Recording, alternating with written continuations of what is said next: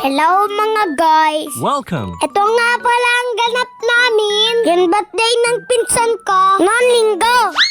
Maaga pa sa tanghali, nagpunta na si tita sa palengke.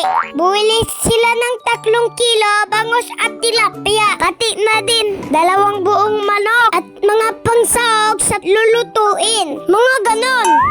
Ayun na mga guys, niluluto na agad-agad ang pabilitong couple chicken. Pati na din ang spaghetti na napakadami. Wow! Ang sarap-sarap. Yummy! Nagiihaw na din sila ng bangos at tilapia. Ay na yung pinsan ko may birthday.